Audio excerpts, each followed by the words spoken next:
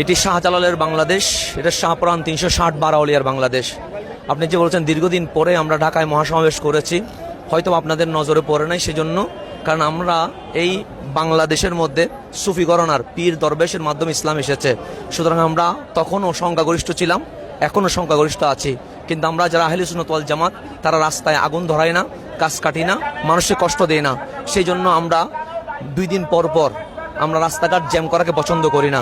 কিন্তু আজকে যখন ফিলিস্তিনের মুসলমান রক্তে লাল হয়ে যাচ্ছে, হিন্দুস্তান আমার পাশের দেশ, সেখানে মুসলমান যখন আজ নির্যাতিত হচ্ছে, ওই মুসলিম মুসলমানের পক্ষে কথা বলা আমার ইমানি দায়িত্ব।